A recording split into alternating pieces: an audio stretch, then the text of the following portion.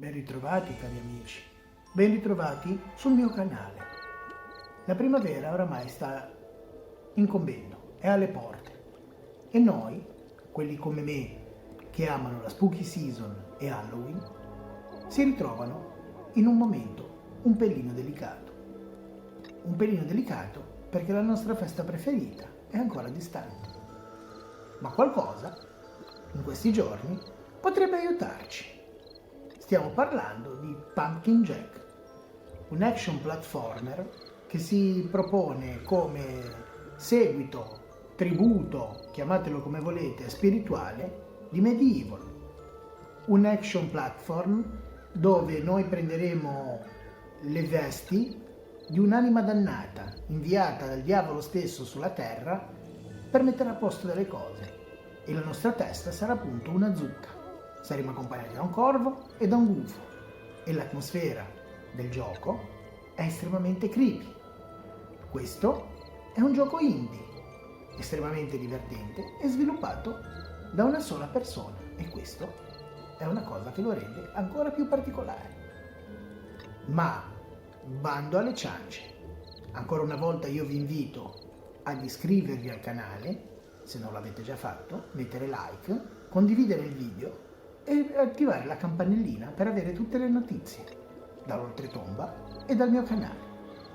Ma bando ancora una volta alle ciance e passiamo alla videorecensione di Pumpkin Jack. Pumpkin Jack è un action platformer dalla grandissima atmosfera halloweenesca, una vera manna per chi come me è un appassionato della spooky season e si ritrova a male parata appunto in questa primavera ormai incombente. Strano il fatto che sia uscito appunto solo adesso per PlayStation 4, mentre è uscito proprio in concomitanza dello scorso Halloween per PC e altre piattaforme, ma comunque questo non è un grosso problema perché la sua atmosfera, la sua carica di ironia macabra ci porterà tranquillamente, ci traghetterà verso il prossimo ottobre, e quindi questo non è assolutamente un problema, ma anzi è proprio uno dei punti di forza, perché Jack è estremamente ben caratterizzato e il mondo di gioco è caratterizzato altrettanto bene, con dei piccoli dettagli, un sacco di piccoli dettagli, tutti molto orrorifici, ironici e veramente di atmosfera. Ancora una volta una cosa proprio che mi ha colpito, mi è piaciuto, e soprattutto grandioso il comparto sonoro. Le musichette sono proprio ispirate tantissimo alla spooky season, al periodo di Halloween, a quel senso di horror ironico che a me manda veramente in brodo di giuggiole.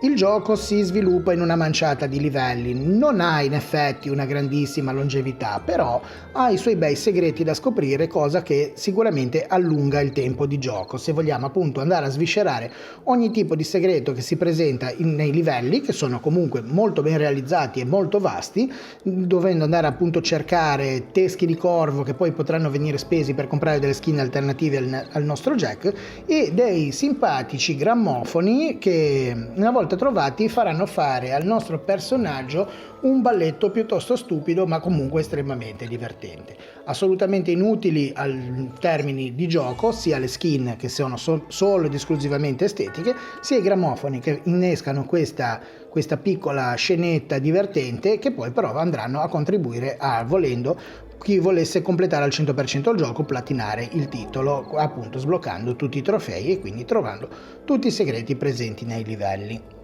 Il gameplay è semplice e immediato, avremo degli attacchi melee portati con delle armi che mano a mano sbloccheremo durante la partita, e portati anche con il nostro fido e pavido corvo che incontreremo già dal primo livello, assieme a un saggio ma molto ironico e molto sfottente, anche un po' che mi sta sui coglioni, gufo, che però ci darà delle utilissime indicazioni su come affrontare i livelli e affrontare la storia.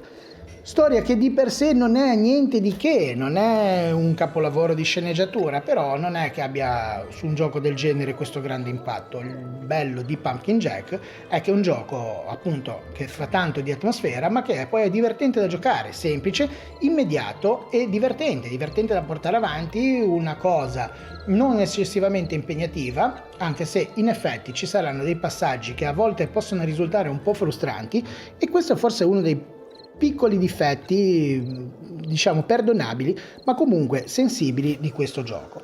Alcune fasi saranno un po' confuse, i controlli non saranno forse precisissimi e certe fasi, certi pezzi del gioco potranno farci bestemmiare più di una divinità delle volte, ma assolutamente nulla di insormontabile, nulla di estremamente frustrante. Cosa è un pelino frustrante, o meglio è una vera e propria presa per il culo, è il fatto che ogni volta che si muore ci sarà un conteggio di quante volte siamo morti, con una frase sagace che ci prende appunto per il culo per la nostra nabbaggine e il nostro essere senza mani, e quindi aver fatto fare una brutta figura al nostro Jack. Il nostro Jack che ricordiamo è una leggera, un poco di buono nella lingua della Lugubria, risuscitato direttamente dal signor diavolo, dal diavolo in persona, per regolare i conti con un mago mascalzone che sta combinando molto più di un casino nel mondo degli uomini, molto assoggettato oramai a una certa influenza orrorifica, satanico-demoniaca. Tutto questo a me ha fatto veramente sballare, perché è proprio, come ancora una volta dico, mi ripeto, prende tantissimo l'atmosfera halloweenesca che tanto mi piace. Alla normale stile di gioco action platformer potremo anche cambiare un attimino la cosa con delle sezioni in cui comandiamo direttamente solamente la zucca, appunto la zucca di Jack, che con le radici a mo' di tentacoli girerà da sola e risolverà degli enigmi in luoghi che altrimenti, con tutto il nostro corpo mortale, o già morto per meglio dire, sarebbero impossibili da raggiungere. È una cosa divertente, a volte non magari benissimo implementata, perché certi enigmi possono essere non difficilissimi da realizzare, ma un pelino difficili da mettere in pratica perché i controlli forse in queste sezioni non sono estremamente precisi.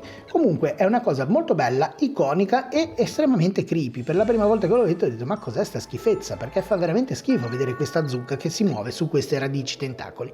Una cosa un po' che potrebbe richiamare alla memoria certi tipi di hentai, ma vabbè, comunque ce la facciamo andare bene. Anzi, è tanta roba, perché spezza un po' l'azione normale, come anche altre sezioni dove sarà una cosa molto più dinamica, una specie, per dire, mi viene in mente la corsa sui carrelli nel livello della miniera infestata, divertente anche lì, piuttosto semplice come gameplay, ma un gameplay soddisfacente, un gameplay bello da fare, mai noioso e comunque soddisfacente. Alla fine la parola d'ordine è soddisfacente. Questo gioco non sarà una delusione, perché se preso per quello che è estremamente divertente. Divertente è la parola chiave per un gioco del genere.